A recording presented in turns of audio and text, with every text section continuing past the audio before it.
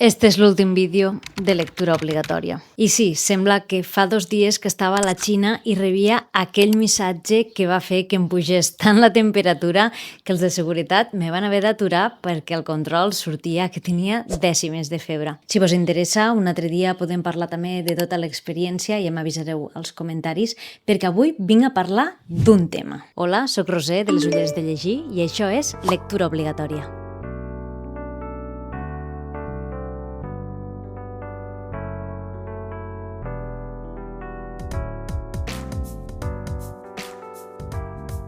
Acabo de fer-ne 30 i encara no sé molt bé qui sóc, però sí qui no. Mos diuen que hauríem de tenir una casa, un cotxe, una feina estable, i jo no tinc res d'això. És a dir, més o menys sí, però no com a tal. Però sí inseguretats, pors i unes aficions prou clares però diverses, què t'he de dir. També és veritat que diuen que la vida ja ha començat a córrer i que va més ràpid, però realment encara estiria les primeres temporades de How I Met Your Mother o encara tinc 2 anys de marge per arribar a Carrie.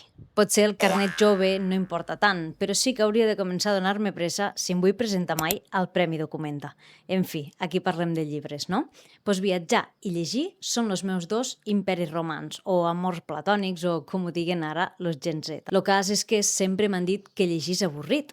Això vol dir que m'he convertit, ara creia que tenia una personalitat més o menys definida, en una persona avorrida? A la vegada trobo que no ho deu ser tant si fins i tot les famoses que tenen molt que demostrar llegeixen o fan de veure que ho fan. I tornant a les sèries ja posats des de Rory a Miércoles, Wednesday, Spencer o Carrie o fins i tot Tyrion Lannister surten llegint a les sèries. Llavors, qui mos ha posat això al cap? Jo començaria a la preadolescència, quan som més sensibles als prejudicis, potser, no? I és just quan la lectura se relaciona en una obligació acadèmica, que són les lectures obligatòries. I és potser cap als 10 o 12 anys que poden passar 2 coses. Si abans se mos ha motivat a llegir a casa i mos agrada la lectura, pot ser que aquestes lectures no t'acaben d'agradar, o potser sí, però que tu ja faigues feina pel teu compte. O pot passar una altra cosa, que és el que passa en molts de casos, que és el rebuig absolut cap a les lectures obligatòries i, per tant, cap als llibres. Perquè si el teu primer contacte en la literatura és la d'algunes lectures obligatòries que vaig tenir jo, és possible que la cosa no acabi de sortir del tot bé. Perquè la lectura ha de ser molt més que un mitjà per a memoritzar dades, per a fer exàmens o per a analitzar estructures gramaticals. I seguim en el tema en un convidat especial, perquè una de les altres tecles que cal tocar és l'època en la que vivim, no? L'altre dia parlava en la meva parella que avui hi ha joves que des de la seva primera infància tenen o han tingut tauletes, mòbils o altres dispositius, no? Ordinadors. I ara potser sono com una dona gran, no? Però jo celebro que vaig tenir l'honor de poder avorrir-me. Jo no vaig tenir ordinador fins als 9 anys, tot i que internet no va arribar a casa meua fins que vaig entrar a l'institut. I el mòbil igual hasta segon d'ESO, més o menys, no vaig tenir mòbil i potser el que feia més proper a la pantalla era mirar la tele. Tot i així, també ho parlàvem, no? Les sèries d'abans, els dibuixos animats de fa 20 anys o fa 25 anys, no eren com els que hi ha ara. Jo recordo tardes infinites que s'estiraven com un xiclet mirant pel·lícules de Disney. Només crec que en tenia 3 o 4 i es repetien en bucle, però és que a banda d'això em permetia fer moltes coses més. Me permetia escriure, me permetia llegir, me permetia dibuixar, pintar, jugar amb plastilina. Jo era com aquells jocs d'Imagina ser, no? Però sense la Nintendo. I un dia era coreògrafa, l'altre dia era cuinera.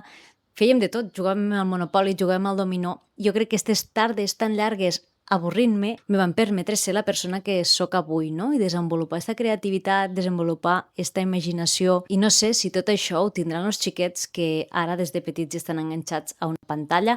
I sí, sona redundant que jo això vos ho estigui dient també a través d'una pantalla i utilitze una pantalla per a gravar-me i per a crear contingut. Però bé, ja acabo en la nostàlgia millennial perquè només volia dir-vos que en la democratització dels videojocs, del contingut ràpid, de les pantalles, la forma d'entretenir-nos també ha canviat radicalment, tant pels grans com pels menuts. I això ha afectat a la lectura, no? Ha afectat als llibres en aquesta afició que mos agrada tant? Perquè potser llegir requereix un nivell d'atenció sostinguda, no? Un esforç continu actiu, ja sigui per a imaginar mons o per a seguir trames una miqueta més complexes, més complicades, que no sempre estem disposats a invertir. I després també està tot el contrast d'este món digital del qual parlàvem, no? Que comparat amb l'estímul visual i auditiu constant d'un vídeo de 15 segons o d'una sèrie on les imatges i els estímuls, no, són constants, els colors són molt vius, la lectura pot percebre's com una cosa lenta, passiva, per a aquells que no han desenvolupat l'hàbit, no? Creant el mite de que pot ser una activitat avorrida. I acabo perquè ja veu que este senyor està cansat. Paradoxalment, el cinema i la televisió també han ajudat tant a perpetuar este mite, no? O qui no té al cap aquell estereotip del personatge en ulleres, no? L'intel·lectual aïllat, raret. Això va fer que llegir durant una època semblés una activitat poc atractiva, no? Que per sort han començat a canviar alguns famosos o algunes sèries, com per exemple Sex and the City, Gilmore Girls, o personatges com els que esmentàvem abans, no? Que ajuden una miqueta a trencar aquest estereotip. I després també està el que vos dic sempre, no? Hi ha un llibre per a cada persona.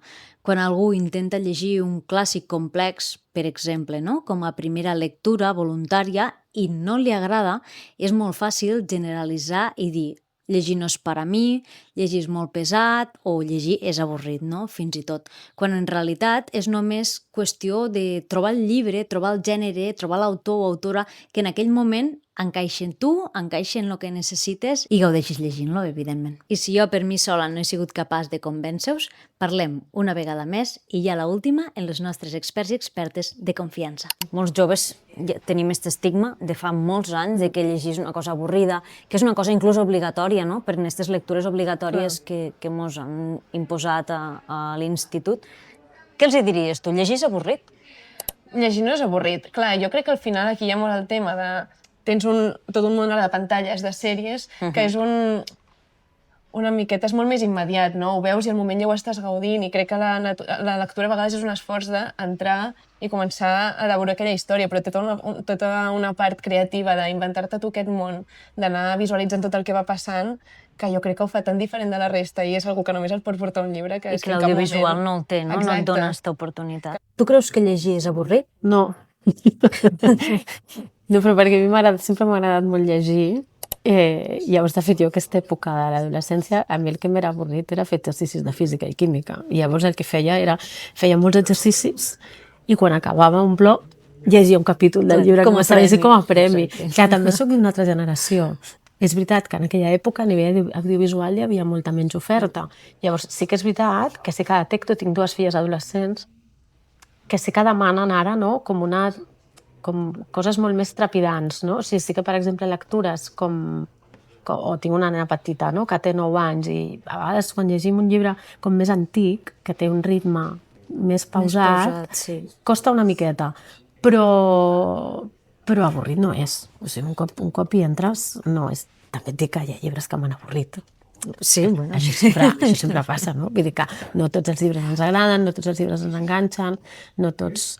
Inclús llibres que potser a altres persones li han resultat avorrits, a mi no, i al revés, no? Altres que en teoria eren brutals i super thrillers. I però avorrit, com a definició de lectura jo crec que no. Entenc per què ho diuen, s'hauria d'agafar i desgranar tot, claro, perquè, a veure, jo crec que requereix d'un esforç, és a dir, no és... Tu mires un vídeo, una pel·lícula, per exemple, i t'ho donen tot. Tu has de seure, sí que hi ha cine de culte també, no estic menys tenint-lo, però tu tens la musiqueta, les imatges, l'acció, els diàlegs, les expressions, t'està arribant la informació per molts de canals.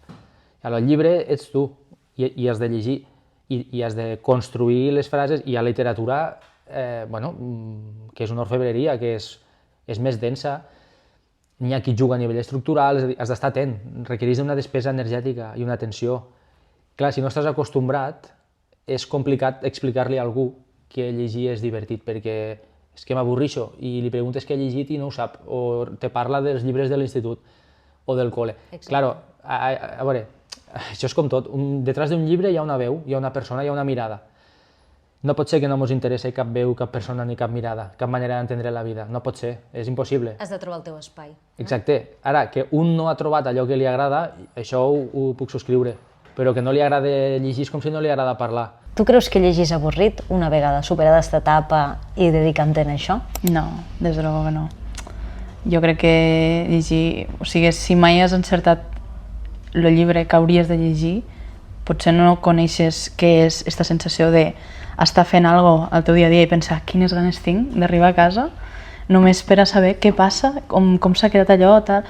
Per a mi això no és gens avorrit, però has d'encertar el tipus de llibre que a tu t'apassiona. I que inclús, crec que també és important dir que inclús a les persones que som lectores no tots els llibres ens apassionen igual. Clar. És a dir, bueno, jo hi ha nits que tinc un llibre a la tauleta de nit i simplement no tinc ganes de llegir-lo i me poso a fer altres coses, a mirar el TikTok abans d'anar a dormir i en canvi quan tinc un llibre que realment tinc ganes de llegir-lo, sí, com bé vaig caminant pel carrer llegint el llibre, o sigui, és trobar el llibre que encaixi en el seu moment. Però penso que és el mateix que mirar una sèrie o una pel·li, perquè al final és viure una història que no és la teva, però potser et requereix una mica més d'esforç, perquè mirar una sèrie, per exemple, tu pots estar mirant-la i a la vegada estar amb el mòbil i a la vegada fer altres coses, llavors és com més un passatemps que no requereix res per part teva. En canvi, llegir requereix una concentració i és una cosa que a mi m'agrada molt perquè crec que és un entrenament pel teu cervell per mantenir-te àgil. Hi ha hagut èpoques que dic, estic molt espessa perquè estic llegint menys, no estic tan ràpida mentalment,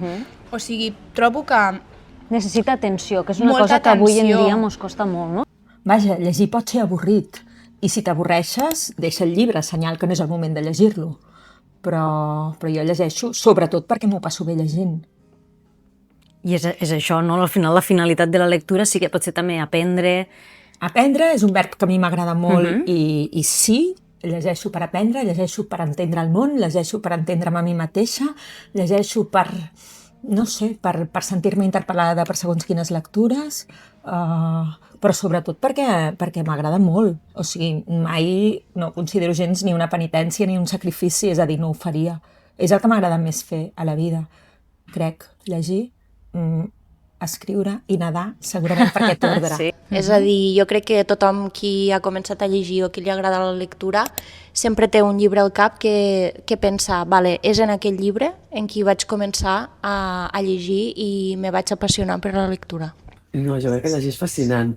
El que passa és que has d'encertar, diguéssim, què llegeixes i en cada moment què llegeixes, no? Sí que crec que a vegades, ara no ho sé tant, però sí que crec que, per exemple, en moments, quan érem més adolescents i així, certes lectures obligatòries a l'escola, doncs no sé si en aquell moment potser hi ha coses que potser no sé si...